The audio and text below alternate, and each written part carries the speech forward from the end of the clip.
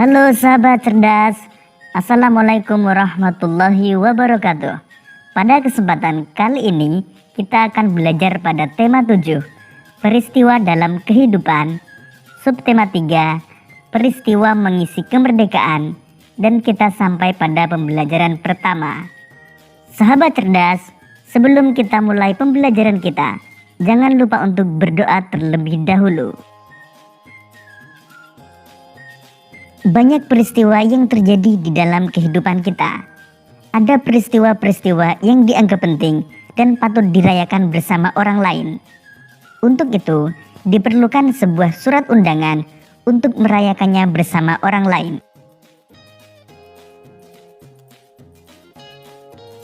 Sahabat cerdas, coba perhatikan salah satu contoh surat undangan berikut ini.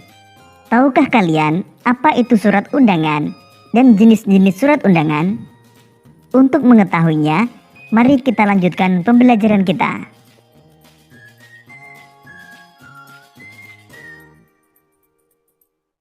Surat undangan merupakan surat yang berisi pemberitahuan dan permintaan kesediaan seseorang untuk menghadiri suatu acara atau kegiatan.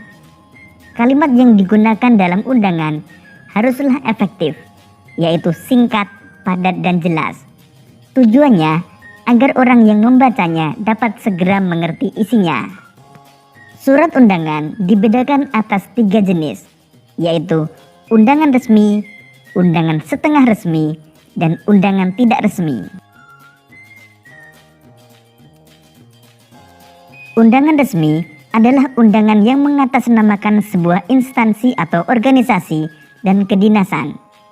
Biasanya dipergunakan untuk kepentingan kedinasan. Berikut ini contoh surat undangan resmi. Undangan setengah resmi adalah undangan yang mengatasnamakan perorangan yang ditujukan ke perorangan maupun instansi atau organisasi. Berikut ini contoh surat undangan setengah resmi.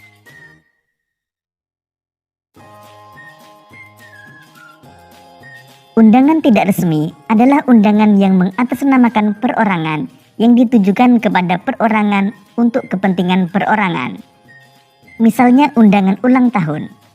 Berikut ini contoh surat undangan tidak resmi.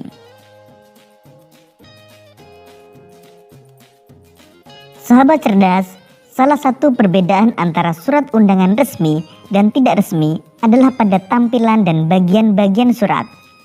Berikut ini bagian-bagian surat yang terdapat pada surat undangan resmi.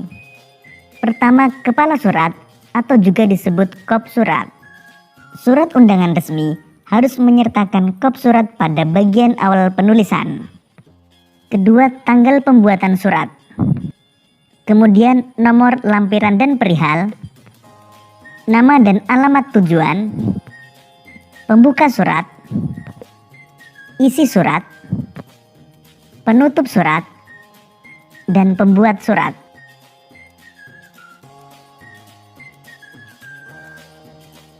Sahabat cerdas, pada pembelajaran sebelumnya kita telah belajar tentang perubahan wujud benda berupa penguapan, yaitu perubahan wujud dari cair menjadi gas.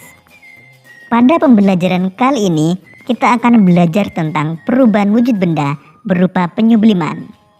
Sahabat cerdas, pernahkah kamu mengamati kapur barus yang diletakkan ibu di dalam lemari untuk melindungi pakaian dari ngengat? Kapur barus di lemari pakaianmu dalam beberapa hari akan mengecil dan menghilang dari lemari pakaianmu. Mengapa kapur barus itu seperti menghilang dari lemari? Sahabat cerdas, kapur barus merupakan benda padat yang dalam waktu tertentu berubah wujud menjadi benda gas. Kapur barus tersebut mengalami penyubliman, yaitu peristiwa berubahnya wujud benda dari padat menjadi gas. Sahabat cerdas, untuk menunjukkan proses penyubliman, kita dapat melakukan percobaan sebagai berikut. Berikut ini alat dan bahan yang dibutuhkan. 4 buah batu bata untuk membuat tungku sederhana, 1 buah lilin, 1 buah kaleng bekas susu, 5 butir kapur barus ukuran kecil, 1/5 bagian kaleng pasir kering, piring aluminium, dan es batu. Cara kerjanya adalah: pertama, tumpuk batu bata menjadi 2 tingkat untuk dijadikan tungku sederhana. Kedua, letakkan lilin di tengah tungku, lalu nyalakan lilin. Ketiga, isi kaleng bekas susu dengan pasir, lalu masukkan kapur barus. Keempat, letakkan kaleng bekas susu tersebut di atas tungku. Kelima, letakkan piring aluminium di atas kaleng susu, lalu letakkan beberapa butir es batu. Dan yang keenam, diamkan selama 10 menit.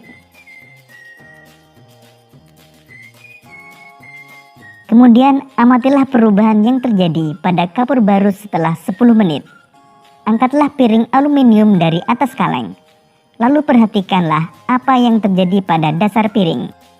Sahabat cerdas, jika kalian telah melakukan percobaan tersebut, kalian akan menemukan pada dasar piring akan terdapat kristal-kristal. Kesimpulan yang dapat kita ambil dari percobaan tersebut adalah, pada percobaan tersebut menunjukkan salah satu contoh peristiwa menyublim, yaitu perubahan wujud zat dari padat menjadi gas. Kapur barus yang dipanaskan mengalami penyubliman, dan ketika gas menyentuh piring yang dingin, gas tersebut berubah menjadi kristal-kristal di dasar piring dan dinding kaleng.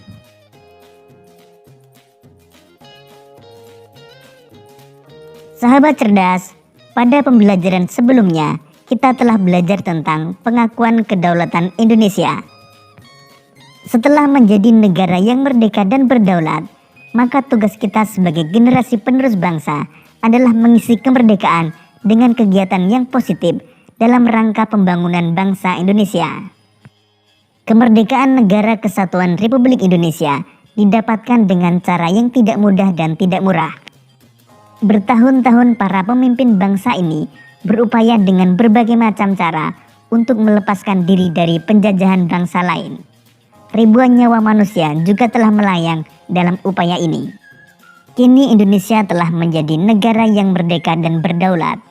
Generasi penerus bangsa harus mengisi kemerdekaan dengan kegiatan yang positif dalam rangka pembangunan bangsa Indonesia yang seutuhnya. Misalnya dengan mencintai dan bangga menjadi bangsa Indonesia. Kemudian dengan membangun kualitas manusia Indonesia. Hal ini dapat dilakukan dengan cara menuntut ilmu setinggi-tingginya dan berkarya untuk membangun bangsa Indonesia. Sahabat cerdas, salah satu kegiatan mengisi kemerdekaan adalah melakukan pembangunan sarana dan prasarana di berbagai bidang.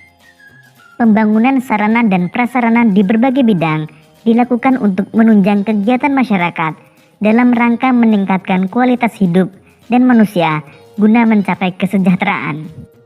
Contoh pembangunan sarana dan prasarana antara lain pembangunan jalan, pembangunan jembatan, pembangunan pasar, pembangunan sekolah, dan pembangunan tempat ibadah.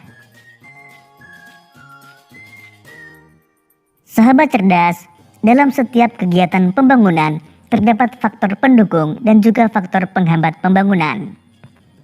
Faktor pendukung pembangunan nasional antara lain kemerdekaan dan kedaulatan bangsa, sumber daya manusia yang profesional di bidangnya, sumber daya alam yang melimpah, serta situasi keamanan dan politik nasional yang stabil. Sedangkan faktor yang dapat menjadi penghambat pembangunan nasional antara lain kualitas sumber daya manusia yang rendah, penguasaan teknologi yang masih rendah, adanya korupsi di ranah pembangunan, serta birokrasi yang buruk. 7. Peristiwa dalam kehidupan. Subtema 3. Peristiwa mengisi kemerdekaan. Dan kita sampai pada pembelajaran kedua. Sahabat cerdas, sebelum kita mulai pembelajaran kita, jangan lupa untuk berdoa terlebih dahulu. Setiap warga negara Indonesia berkewajiban mengisi kemerdekaan dengan kegiatan-kegiatan yang positif sesuai dengan peran masing-masing di dalam masyarakat. Demikian juga dengan pelajar. Peran apa yang bisa dilakukan sebagai pelajar untuk mengisi kemerdekaan? Untuk mengetahuinya, mari kita lanjutkan pembelajaran kita. Peran pelajar dalam mengisi kemerdekaan. Pelajar merupakan salah satu warga negara yang memiliki peran dan tugas yang harus dilaksanakan untuk mengisi kemerdekaan. Sebagai generasi penerus bangsa, para pelajar dituntut bekerja keras dan belajar dengan sungguh-sungguh untuk meningkatkan kualitas dirinya. Belajar tidak hanya dilakukan di lingkungan sekolah.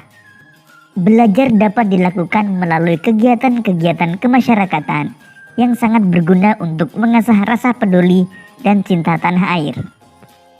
Kegiatan-kegiatan seperti pramuka, Palang Merah Remaja atau PMR, menjadi duta seni, kegiatan olahraga, merupakan beberapa kegiatan yang berdampak baik bagi peningkatan kualitas diri pelajar.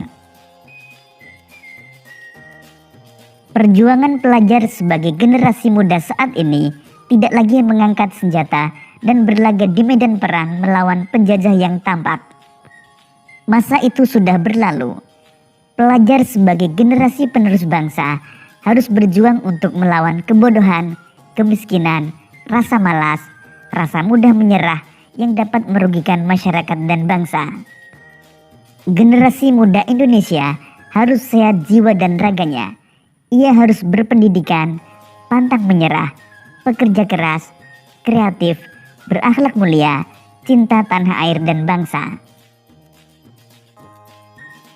Sahabat cerdas, jadi hal yang dapat dilakukan oleh pelajar dalam mengisi kemerdekaan antara lain: belajar dengan sungguh-sungguh, berperan aktif dalam organisasi dan kegiatan sosial, mencintai kesenian dan budaya Indonesia, serta mencintai produk-produk Indonesia. Sahabat cerdas, pada pembelajaran sebelumnya kita telah belajar tentang perubahan wujud benda dari padat menjadi gas yang disebut dengan menyublim.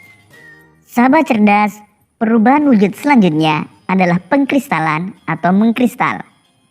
Mengkristal ialah perubahan wujud benda dari gas menjadi padat dengan proses pelepasan kalor.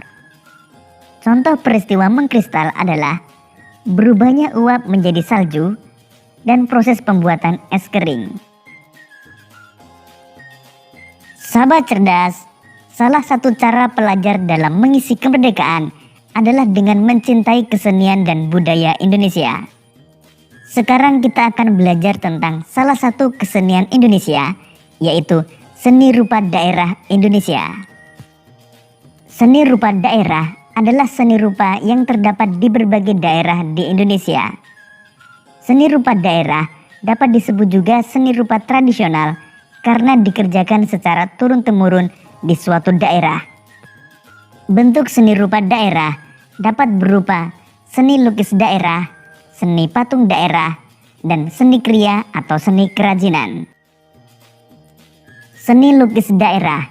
Seni lukis adalah seni menggambarkan objek-objek berupa pemandangan alam, tumbuhan, binatang, manusia, benda di alam untuk menimbulkan perasaan keindahan. Seni lukis daerah mengandung nilai-nilai budaya yang berkembang di suatu daerah. Contoh seni lukis daerah yang terkenal adalah seni lukis Kamasan dari Bali dan seni lukis kaca dari Cirebon. Seni patung daerah. Seni patung adalah seni membuat bentuk manusia atau binatang dengan bahan yang lunak atau bahan keras. Patung dari bahan lunak dibuat dengan teknik membentuk, sedangkan patung dari bahan keras dibuat dengan teknik meraut atau memahat.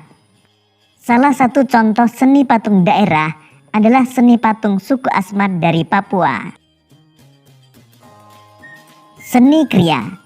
Seni kriya adalah salah satu cabang seni rupa yang menghasilkan benda kerajinan yang bernilai seni dan membutuhkan keahlian tangan yang tinggi untuk membuatnya. Seni kriya merupakan seni kerajinan dalam membuat benda-benda pakai berdasarkan kegunaan dan keindahannya dalam kehidupan sehari-hari. Berbagai jenis seni kriya dapat kita jumpai dalam kehidupan sehari-hari, antara lain kain songket, kain batik, dan kain tenun.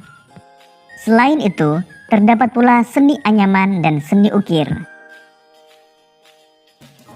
Seni anyaman merupakan seni menjalin bahan berbentuk bilah atau batang dengan menggunakan pola tertentu sehingga berbentuk sebuah benda. Seni anyaman digunakan untuk membuat tikar, keranjang, bakul, kursi, dan alat rumah tangga lainnya. Seni ukir menggunakan motif tertentu yang memiliki makna dan keunikan tersendiri sesuai dengan budaya masyarakat. Contoh seni ukir yang terkenal adalah seni ukir dari Bali dan seni ukir dari Jepara. Seni ukir Bali berhubungan dengan agama Hindu yang menggunakan motif-motif tumbuhan, manusia, dan binatang. Ukiran Jawa atau Jepara berhubungan dengan agama Islam dan banyak menggunakan motif tumbuhan.